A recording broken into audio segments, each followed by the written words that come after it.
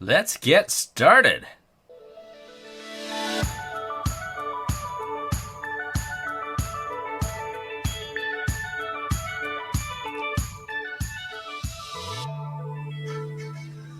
It's the Q&A show on Photofocus. We're in February 2023. With you as always, Ron Pepper, Bay Area 360 photographer. And I'm Rob Moroto from robmoroto.com up in good old cold Canada. You're a better intro guy than me. I'm at ronpepper.com. And we've got some listener questions again. So let's first really quickly thank our sponsor, Photomatix, for HDR photography. Photomatix Pro 7 is out. It's been keeping me busy because when something like that happens, lots of questions come in about upgrades and things. So the new version's out. Check it out, hdrsoft.com. It's free to download and try. If you are in situations from time to time where your camera cannot capture all the brightest and the darkest parts of a scene, either maybe you're out in the woods or you're in a house shooting the interior and you want to get the view, and your camera can't handle that, so you take bracketed photos, and Photomatix is the granddaddy of them all, the most developed tool for helping you combine those and create a photo that can be viewed on computers and print. All right, let's jump in. Let's uncue the music, jump into our questions. Let's get right into it. But before we do, you know what? We should mention here that if any of you have any questions, by all means, send them to us. And Ron, where can they send the questions? Oh, easy to remember. You know you're listening to Photofocus, so you just go questions@photofocus.com. All right, and we will be looking at each and every one of your questions. And if we find that we can answer them, great. We're just going to put them straight onto the show. If we need an expert to answer those questions, then we will find an expert to answer those questions, just like we did when we found David Deal to answer all the legal questions. All right, that was a good one. We've said this in the last few shows, but go back. It was, I think, in December. And yeah, David Deal was an amazing guest that gave us so many of the things that are extremely important for photographers to know about. If you're any kind of professional level at all, just being prepared, just to protect yourself. That was a really good talk, and I really appreciated having him. I wanted to also mention that I hear somebody talking in the background, but the other thing is that might be it's just in the other room. The other thing is I love audio questions. So if you're interested, if you're into it, get out your smartphone, open up the voice memos, and record a question. You can do it a couple times if you don't like the way it sounds, and then send a little share button and send it to questions@photofocus.com. Yeah, that's great. Yeah.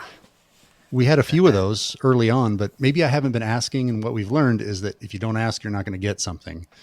So yeah, I really like those. I really appreciated those. They're just more fun, kind of give it some more it's more difference between just don't hear Rob and myself the whole time. No, exactly. And we don't have a really, fun voice model here that can read them out to us, unfortunately, which would be great. If you want to volunteer as a voice model, fantastic. Do we accept AI voiceovers?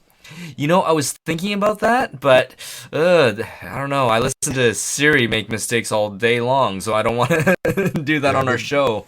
They get a little cringe. I don't think our listeners would want to listen to that. Yeah. Anyways, let's jump right into it. Yep. Let's start with Diego in one of my favorite places, Madrid.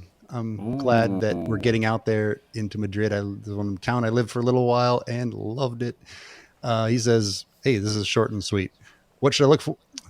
What should I look for in a tripod?" And as usual, there are so many things we could say about it, but for me, my favorite tripods are, unfortunately, they're more expensive. Those carbon fiber ones. Wait, is that the right term? Yeah. Carbon fiber, right? Mm-hmm. And that you can kind of easily carry, and they don't weigh down too much on you. And with a good quality ball head, to me, that's kind of the go-to if I'm just looking for one good. Like we can give some props to Really Right Stuff. Have you tried Really Right Stuff, Rob? No, I haven't. I've heard of their stuff, and I've heard that they're amazing. It's just like I use Gitso, and the only reason I went with Gitso was because the Really Right Stuff was just a little bit more expensive. Yeah.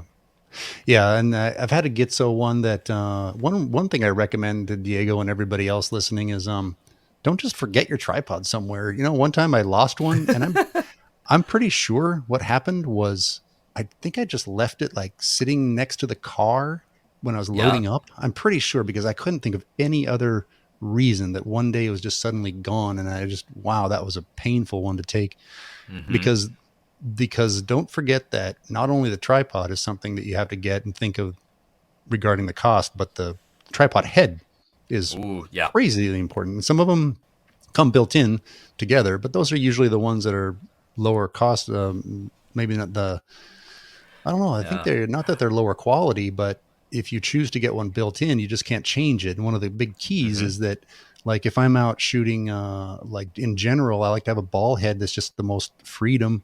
Where, like, for 360s, that's one of my main things is that there's a special tripod head for that, so you have to change it. And then what else? Like real estate, you want to have like one of those leveling with very precise leveling heads. Maybe you can recommend something about that. Well, no, definitely you can go for the ones where you have like the 3 dials and that can level it. You've got one where it's got just the 2 dials, so that one loosens it and it goes. Well, you can move it in any direction that you want. But you know, it's interesting. I like this question. It's like, what should I look for in a tripod? And for me, when I read that question, I think to myself, oh, well, number one, what's it made out of? What's its height? What's its weight? Right. Those are things that come into my mind because, you know, me as a real estate photographer, I don't need a very high tripod. I need the most height when I'm shooting exteriors of tall buildings. But aside from that, most of the time, if I'm shooting interiors, my tripod doesn't need to go much higher than, say, 5 feet. So a lower tripod is fine. I like it to be nice and light because I get to run around the house. And I also like it to be very stable while still being very light. And that's why I like the Gitzo travel ones. They're fantastic for that. But I know a friend of mine is a sports photographer, and he wants the heavier ones. That's just going to stay in place. So when he's got his 400 lens on it, it doesn't move. And he's also quite a bit taller than I am. I think he's more like 6'2". So he wants it to be higher so that he's not crouching over and hunching over to get it. So I think the answer to that is going to be about a combination of who you are, what you're shooting, and between those two things, you'll be able to say, is this lighter one, smaller one, bigger one, heavier one? That'll all come into place.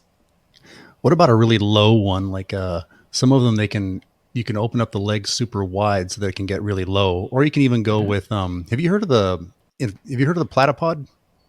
No, I haven't. What's that? I think they have done stuff with Photofocus too. I think they even sponsor stuff, but I remember meeting the guy that made it. He's one of these these really great small business created this. Basically, it's a plate that can go anywhere, and you can strap it on to places. So you can just put it down. Yeah. So it's like it can be like a plate on the floor with a tripod head for your camera. Or you can get creative and start strapping it onto trees. Or I used one like on a fence, like up. And I did one to get really low below. Like let's see, I was shooting like a fountain in a city, and I was getting really low down onto the concrete for that perspective. And yeah, those are cool. Check out Platypod. I don't know if it's .com or not, but it's either on Photofocus or you can search for it. But that's just for doing creative things. It's also great for just keeping it on it's a small. You can keep it in a little bag or on a belt or in a pocket. So it's one of those that can give you more options. But I just thought of that one. No, I think they were at some conferences and they gave us some to try out. And I know I got one at one point. It's around here somewhere. Nice. No, I also got. I've always got my tabletop tripods as well. You know, obviously I'm using one for whenever I do any of my YouTube videos or shows or any of my mentoring sessions. But as well, I also like having those the gorilla ones. You know, the ones where the Yep. legs are completely Yeah. malleable and you can wrap them around trees and things. Hmm. Those are pretty cool. But That's yeah, I think another, you know, I think I think the bigger question is going to be you really have to think about what you're doing, what are your requirements for what you're doing, and then go from there. I really like the design of. Have you seen the Peak Design tripod? I heard about it. I did not get one. Yeah, no, the I love the design of it. And if I was traveling a lot more, if I was doing travel photography, I would totally get one because I love the design of their ball head. It's a brilliant design for a ball head. It's really compact. So if you haven't checked it out, take a look at that one. It's a Peak Design. The That one will be only, pretty that'll be pretty spendy too, right? it's not too bad. It's cheaper than a Gitzo. But the thing that I found with it is that because they have made it lightweight, it's also not as steady. So when I tried it, I could feel the shake of the camera on it, and so I wouldn't recommend it for if you're using, say, a full size DSLR. But you know, usually shoot with a Fuji when I'm out playing. So on a smaller camera like that, it should be perfectly fine. But on I wouldn't be able to. I don't think I would use it for work where I've got my full frame DSLR and my larger lenses on it. Yeah. You can get really specific in especially the tripod heads. So basically okay, so to kind of wrap it up, I would say for the legs, depends on the budget. Just get what you can with the budget. If you can spend more, you're going to like it. But if it's like if it's going to be something that limits you, then, you know, get what you can and then focus on the tripod head for the use. Like, I mean, I have a specific tripod and head for 360s because it lets me, release the level from below and then use the other hand to level it and tighten the leveler again really quick. Just Yeah. It's very specific for something I do a lot of. So that's worth it. But you don't have to have that. And so if you just did what I do occasionally, you would never invest in that. So get the legs that you can. And then the tripod head, if you're going to get one, I'm thinking just get a good ball head, the best ball head you can, right? Yeah. If it's just going to be one. And when you're going out buying a tripod, go to your local camera store and then just ask them. Ask them what they think. But when they're talking about carbon fiber, I learned this the hard way. There's two types of carbon fiber legs. One is for stability, Oh, and one is just for weight. So, the carbon fiber tube is actually weaved in a tube. And so the entire tube is weaved, so it's really strong. The other type is where they have carbon fiber where it's printed flat and then it's rolled and seamed or glued at the seam. So if you put torque on it, it actually pops and there's a straight line that goes from top to bottom of where that seam was. is that what, you know, when and the carbon fiber I'm used to seeing where it looks like threads, large threads Yeah. going in different directions. Is that just design or is that what you were talking about? Is that the first one you mentioned? That's Or the does first it, one where it's fully okay. weaved into one And that's pipe. preferable, right? That is preferable because the other type, it doesn't. It still has the advantage of being lightweight and not reverberating as much, but it doesn't have. You can essentially twist it and pop the seam. Yikes. Okay. Don't Yeah. don't get that if you can help it. Yeah. So Well, that's the cheap one. tripods is one of those things that, again, like so many photography questions, there are a million answers. So take R2. I know I always end up kind of trying. I don't end up middle of the road. Believe me, if you know me, I don't have middle of the road opinions. But for something like this, and when I want to give like a general, there's only one way. And then, so I think, and hey, like often happens, people be as detailed as you want in the questions. We can read. And so with what he said, I don't really know what he has in mind, but if you're going to get one and it's going to be an all purpose, that's what I would do. Is that what would you do? Oh, And then yeah. we can move on to the next one. All right. And then the other thing is always, always, always look for it online used. Why? Because if it's a quality tripod, it's gonna last. And so I would rather pay, say, $800 for Yeah. a Yes. Mm-hmm. Gitso Mm-hmm. versus paying for $800 for a new cheaper tripod. Yeah, you wait. Sorry, I got distracted. What you're saying, you don't never need to upgrade that necessarily. That's going to last you. It's like getting the great glass for your lens. You might upgrade the body, but you're not going to upgrade. You don't need to upgrade a great lens. Same for the tripod. That tripod will stick with you could be forever. I have such old tripods that still stay with me. Yeah. All right, let's thank Diego for that. Let's crinkle that up, throw it away. I'm hearing people in the background. I hope it's not coming over the recording. The next question, next is Mariana, New York. Oh, from the New York of Spain to the New York of New York. All Oh. right. So Mariana, she says, I'm thinking of doing a printed portfolio. Do you guys have any advice on where to get one? Do I really need one? I just don't want to be one of those guys. Mariana's a guy that shows everyone their photos on an iPad. I don't want to be one of those guys. Okay. Sorry, the term is misgendered, right? Um, all right. So, Okay. portfolios. So we're talking about, like a book, like we talked about with Aaron last time is, bring your book. Someone says, Yeah. we might hire you as a photography. Bring your book. And what I if don't you don't have a know. book? I I like that. I like the idea of having a printed book. I like the idea of going into the place and, geez, I remember when I first started out, I actually printed out my photos and put it into an old-fashioned photo album with the cellophane on top. Right?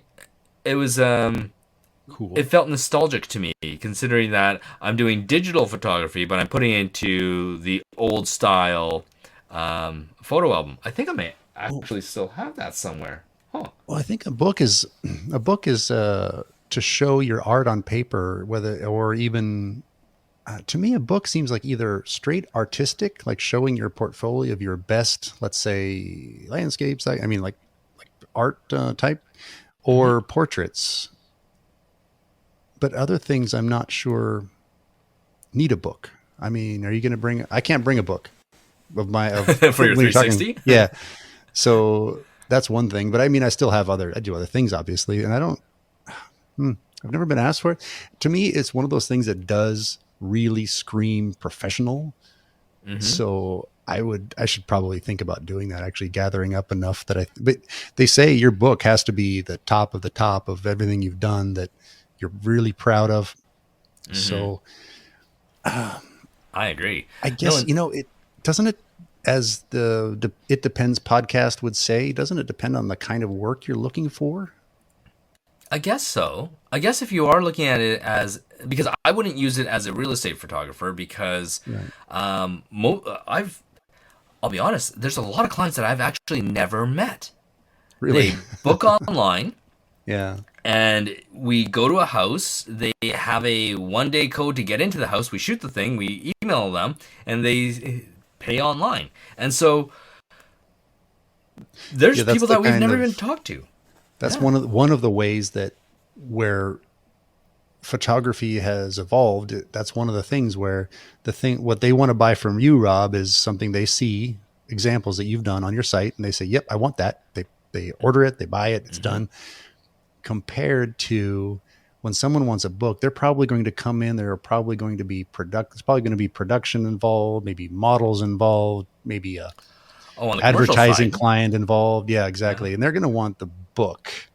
Well, Where, yeah, go ahead. you're right. They're probably going to want that, but at the same time, looking at the more personal side, if I was a wedding photographer, I'd have a book Oh, yeah. Well, mhm. because that, you're going to upsell the that'll book anyway. that's going to open up the conversation where if I know, which I'm not, but the accomplished wedding photographers want to bring in their clients after the wedding to sit down and really sell them on prints and a book and all kinds of things. And that's a Hmm. different. Now I know other photographers. There's a whole. I've listened in on this argument about Should you do that, or should you just send them all the images? Yeah. The one time I've ever been that sort of client, I just wanted the digital images and I wanted to decide what to do. Now I'm a photographer, so that's a little different, but they had no problem with that. They weren't, I don't think anybody ever suggested they were going to have a sit down sales session so I can see both those kinds of things happening. But yes, if you're going to want to sell someone a book, you better have a book. Yeah, no, definitely. And I think it's going to be great, especially if you're a wedding photographer and you have a great book and you show them the photos in it, the photos look great, then that's I think it's a sales tool. You're closing the photography business part, but you're also going to be closing the after sales part. So yes, get it. I think it'll be fantastic. And for any kind of those personal ones, right? I think you've got to be, let's see, I'm thinking of doing a printed portfolio. So that means that Mariana, Mr. Rubio, has enough fantastic work to make a book. Mm-hmm. So if you're very proud, see, I don't even know if this is just maybe my personality where I don't know if I have enough work that I would be so proud of that I'm going to say that's book worthy. In reality, I'm sure I would get over myself and do it, but oh boy, if you feel like you've got the work that's going to get you more work and it needs to be printed in a physical book. Yeah. But what I was realizing, I went back to read the question again. And, do you have any advice on where to get one? And I should have looked at the question far before the show because, well, my advice on the book is that you can get really nice books many places. So we've already thrown out names of some companies that, giving them free press, but I can't think of the specific ones. But if, hey, I've even ordered books, not this kind of book, but I've ordered just personally, like after trips and of kids stuff. I've ordered them from Apple, and I've also ordered them from what's that thing we use? 23 Snaps is an app that you share like with family and stuff. Okay, and it's all free, but they want you to buy prints at some point. Snapfish, is that right? Snapfished. Something like some other name that's similar to that. I can't. Shutterfly. Shutterfly. Okay. Yes. MailChimp. I'm pretty sure there's a Snapfish somewhere. But anyway, they all want you to buy prints, and you might be surprised that some of them, they have good quality actually. Like they're growing up. They're especially Apple. You can count on. Trouble is with Apple, they might fix things up a little bit the way you didn't intend them to be. So they might. But those professionals, the Bay Photos of the world, who does SmugMug use to print now? I can't remember. Anyway, that they have good quality. They'll do a good job for you now. So shopping for the specific place, I think. I maybe. Do you have any specific ones, or do you need to ask Chat GPT or anything? Or no, I used to. I used to do this a lot more where I was more interested in it, but then again, I had young kids, so I wanted to do a portfolio of my children, right? And there's ones where you can get your covers that are done in plexiglass. You got ones that you can have leather bound with cutouts. You can have ones where you can have your logo embossed in it in gold leaf. And there's so much, and I think that at this day and age, we are lucky because we don't have to worry as much about quality because the printing quality as a general has become so good. Like, we can get amazing photos printed pretty much at a Walmart, right? Like, before, the quality wasn't that great, but now with the newer printers, the newer technology, the newer color calibration, even at the lower end has gotten a whole lot better. So, Rob, I used to, until they stopped doing it, I used to get all my just personal stuff. I used to just get it done at Costco because it was good. It was good enough. It was actually, I never had any problem with it, and I could order it. By the time I got there, it was ready and it was cheap. And so you're right and that's just for imperfect is fine because it was personal. So yeah, you're right. What Rob's getting at is these companies are so good now, and usually they will take they will take your custom profiles and everything, and they know what they're doing. They spend more. My understanding, I've talked to people about this, companies at conferences and stuff like that, and they say they have a team of people that have to educate photographers on color management, because it's color management's confusing, and they really need, the Smug Mug specifically, they call them, maybe they call them heroes or something. I can't remember now, but they have a whole team for that, and they will help you. They will help you. So there's maybe good advice is use the one that helps you, that really is there for you and is personal and will talk to you, maybe on a online chat or on the phone.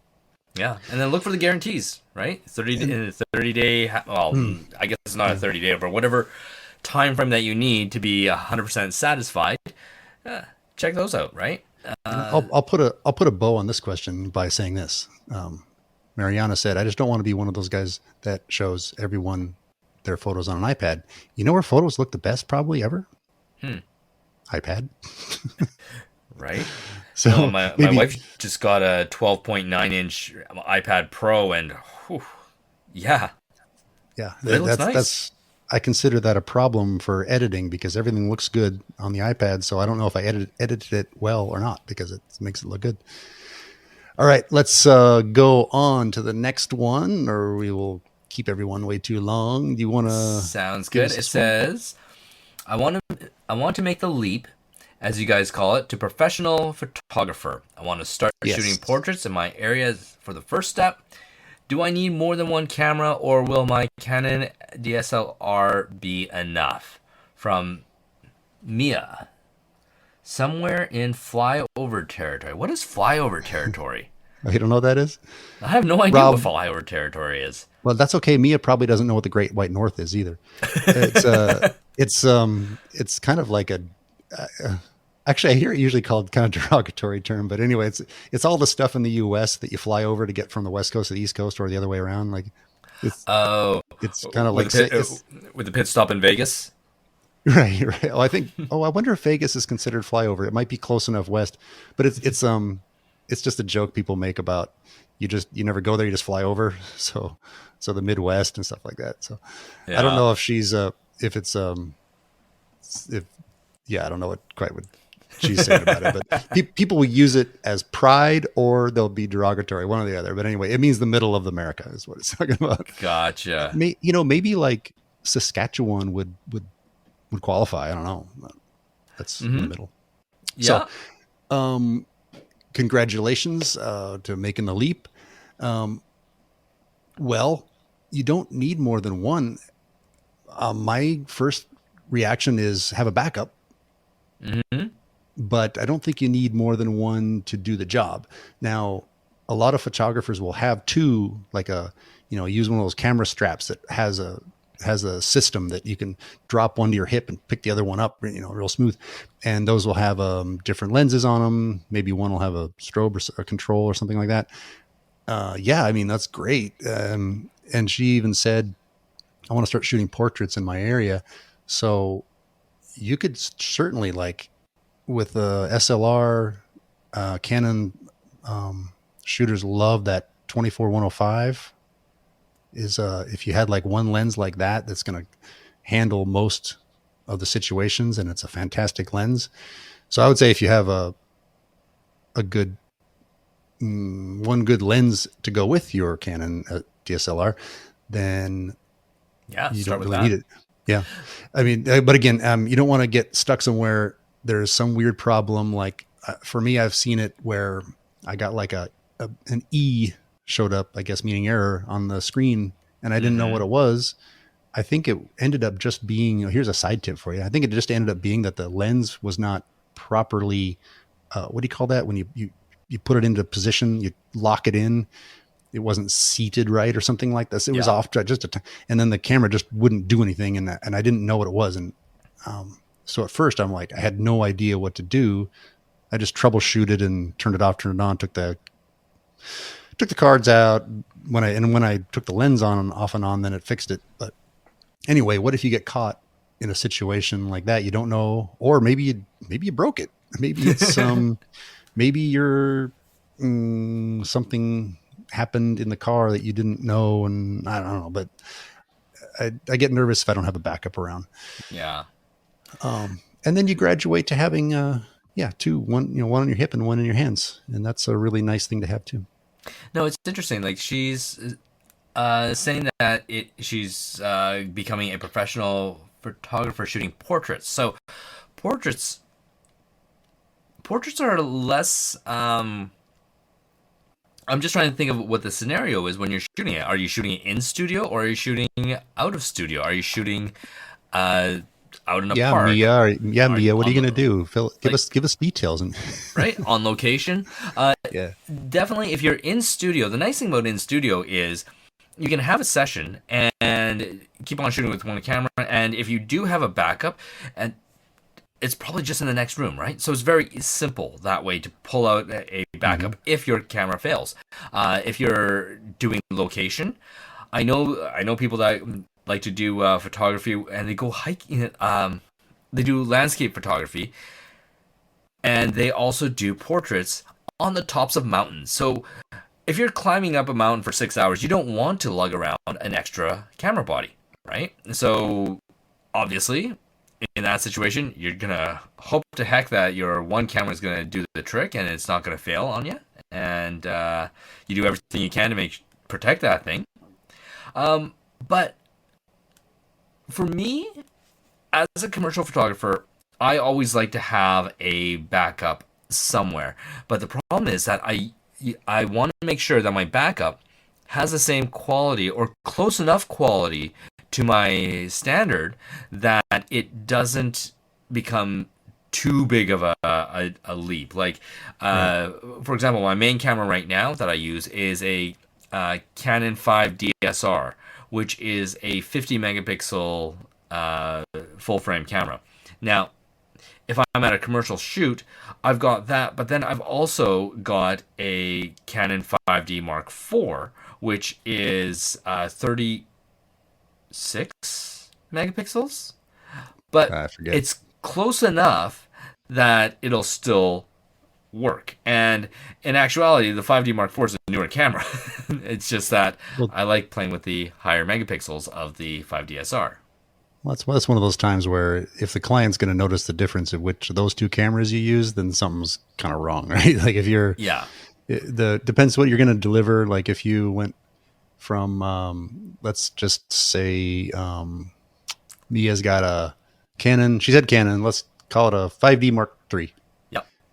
and that's been around a while, right? That's a good one to Oh, take the yeah. leap with. And let's Yeah. say, yeah, you've got your backup is a Costco Canon Rebel, right? Mm-hmm. Well, you can still put that great lens on the Rebel if it's the body that Yeah. died.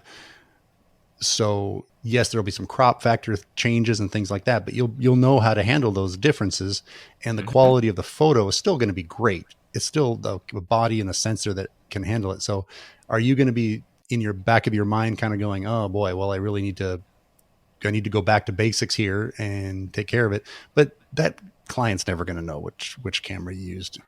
It's No. not like some specialty situation where those details do matter, like sensor size and stuff. It's mostly at the same time, I wouldn't make my backup like a Micro Four Thirds or iPhone. something because yeah. I mean, the iPhones are getting so good though, but Right. yeah, Actually, I funny was just story. I had a shoot where the client wanted to have these lifestyle photos inside of a show home, and one of the shots that I took was a picture of two of the models taking a selfie. So you see the two models taking a selfie, and you see the phone in their hand.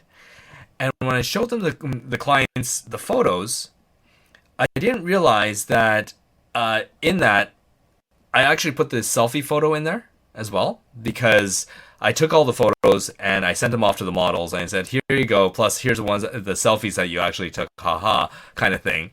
And so I sent that to the models, and then I just sent that same folder to the client to review, and he's like, "Oh, I really like these selfie ones. They look so real, like real selfies." And I thought, that's because they are. yeah. And Mission accomplished. mission accomplished. It worked. They wanted those photos. So I think every time we're on a show, for some reason mention something about, man, my iPhone photos are getting better and better all the time. Like now I just use them for personal and everything, but man, this Yeah. generation of kids is just having a million things they're not just junky little snapshots. You can put it in portrait mode and you can do all kinds of different things. And Yeah. so anyway, Mia, yeah, I would take the leap. That's the only thing that I would say was needed is that's one of the things that I kind of, when people say what makes a professional photographer compared to amateur, what's the word again? Serious amateur. There's a word. Yeah. Yeah. Anyway, somebody that's very, very serious but hasn't gone pro. Anyway, one of the things that really professionals do is they're going to be ready for things that go wrong. So that's having a backup. And so if you're like, sometimes I'll go on a shoot of a certain kind and I know that like I have a backup for everything.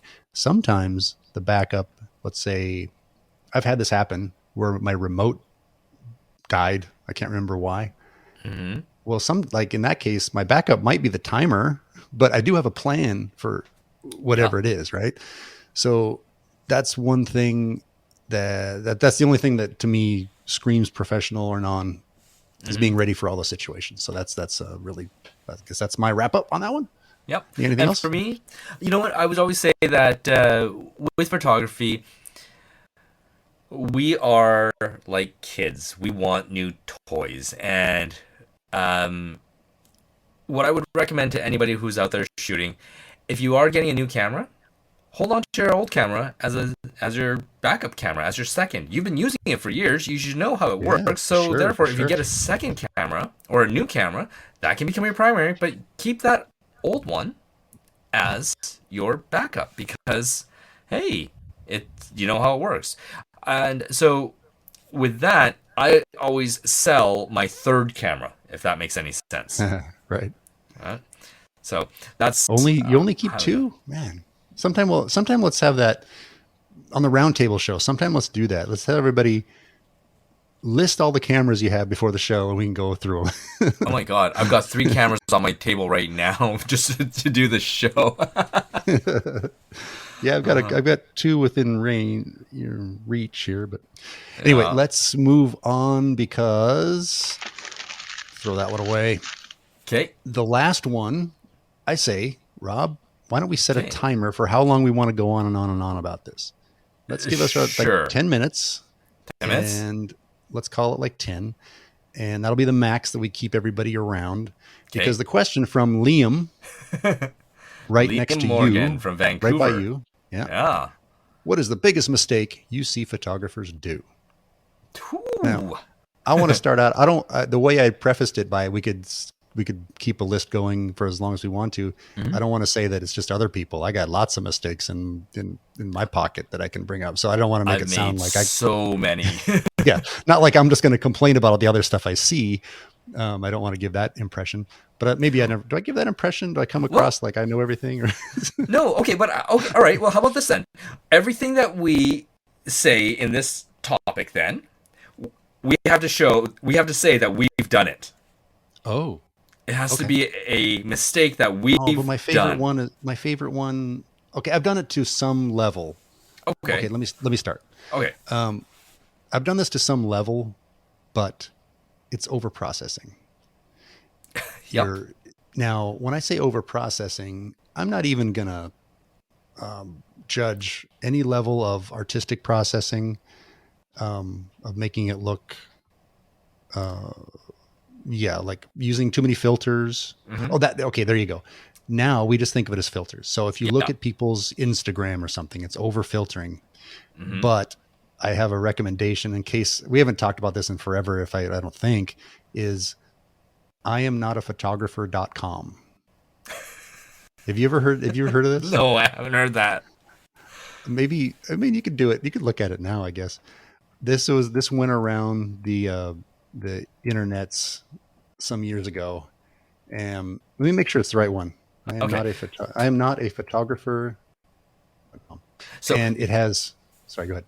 So you're saying, okay, it's don't over process. Okay, gotcha. So that's like No, like I'm saying this and it's no longer up there. uh maybe the Okay. URL is available. Anyways, I'm gonna just cut you off and go into mine because my Not there mistake anymore anyway. I've done Fail. this just recently, and you know when you take your lens out, you put it on your Wait, camera, you wait. put it. Sorry, What? Rob. Hey, Okay. everybody listening. We're recording this late like we did, but we're not even drinking anything. No. It's. I'm sorry. I just want to before we move on. It's you are not a photographer.com. Sorry, Oh, you are not a you are not a photographer. photographer.com. Okay. Because I was a big fail that it wasn't there anymore. And you'll see what it does is it's just way too crazy. It's like they take maybe even the image started out good, usually not, but even if you had Mm-hmm. a great image, it's going to have like overlays and different overly creative and just check it out. You are not a photographer.com. That's the one of my I've never gone this far that I know of. I'm sure I've overprocessed, but check it out. All Okay. right. No, go ahead. Okay. Sorry. So back to me. All right.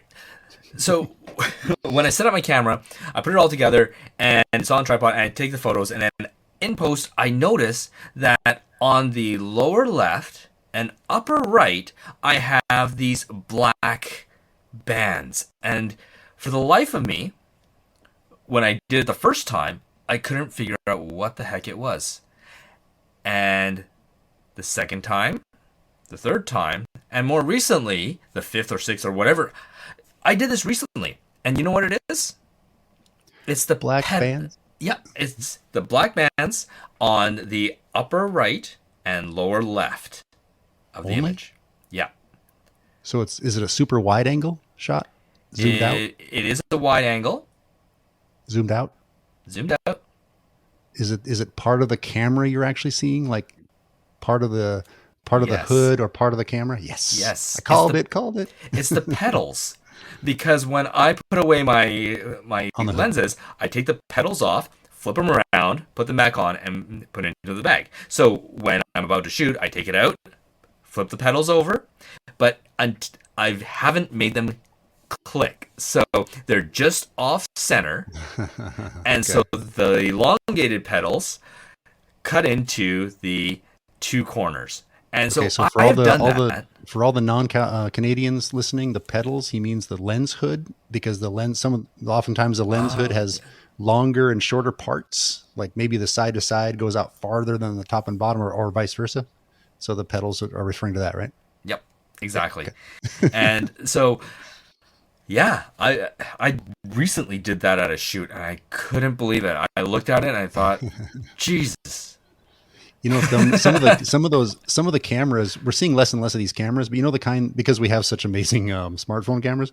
But you know the kind that's a name and shoot camera and it has that super zoom and super wide all built in. You know those Mm-hmm. kinds of cameras. So if you don't lens correct, if you just look at a raw and you zoomed all the way out, it shows parts of the inside of the box of the camera. It's so wide. Wow.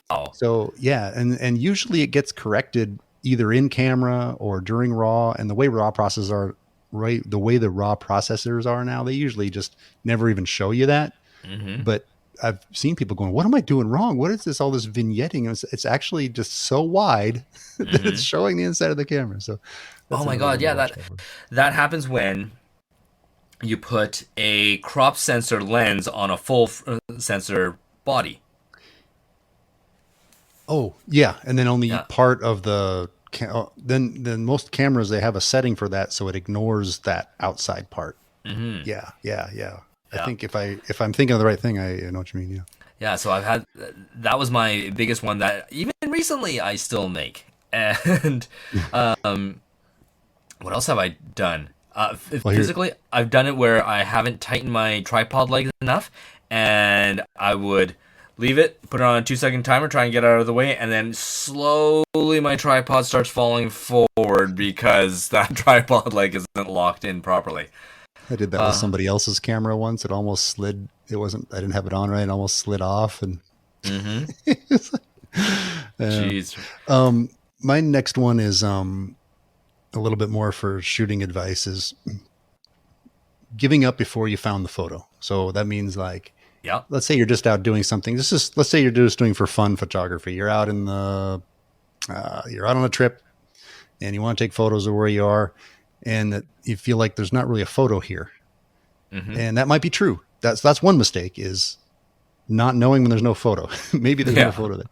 But also you might just take a few photos and you'd call it like kind of like reworking the scene or something. Like you might decide to obviously move different places and angles and heights and all that. And you might start moving things around, like throwing, like if you're maybe there's some items, depending where you are, maybe there's some items you can just throw into the scene and move around, and the foreground isn't helping you. So by adding or subtracting something to the foreground, just work in the scene and don't give up. I guess that's one of mine is one of the mistakes people make is saying, and this is something in the spirit of what we said, the rules are, I've done that a ton, less and less, but I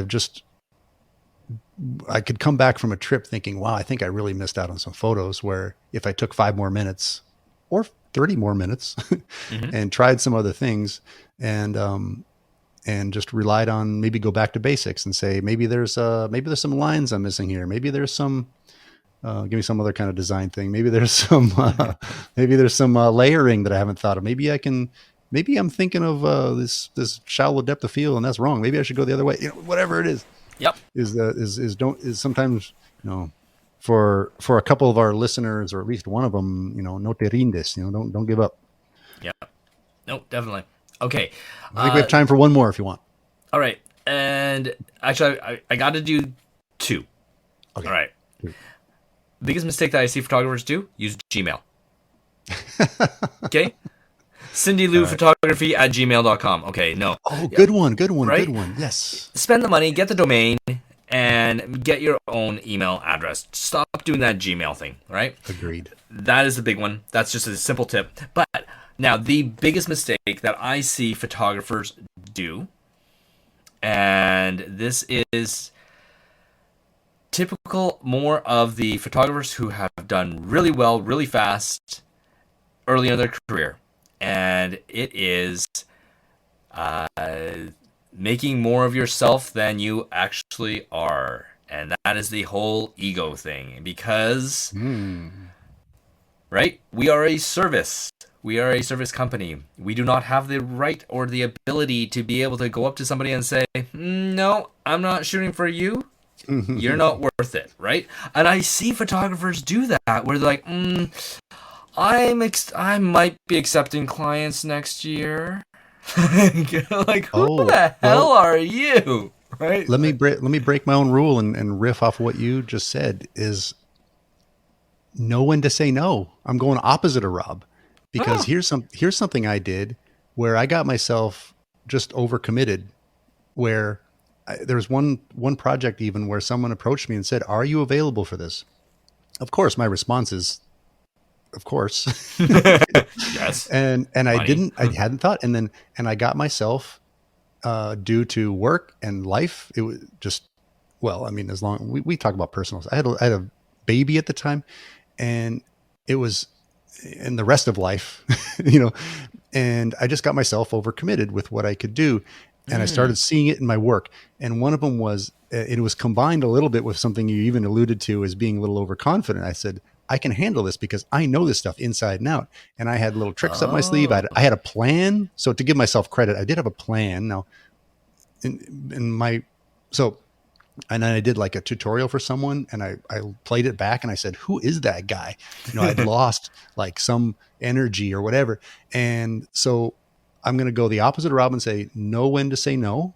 And that could be because, like, for me, I didn't anticipate. I thought I could handle it. Like, I could always handle everything. I'm a guy that could always do these jobs and everything. But I was in a new, not only getting older, but I was in a new stage, and I had to recognize that, and I didn't. So I think there's several tips there. Is recognize your situation and be okay with saying no, or just saying maybe not no, but let's make a new plan. Like, let's get somebody else involved that I can't do it all. Something like that. So I think then this can all be wrapped up within the saying, know thyself. right? Yes, yeah. Be truthful about who you are. Don't get too arrogant about what you're doing, because you still have to have that good relationship with the people, but at the same time, respect yourself and don't overdo it and don't overpromise and don't overstretch yourself. So, that's a really good way to wrap that question up. What do you think? Sorry, I couldn't find the paper at first. I had to find it before I could throw it away.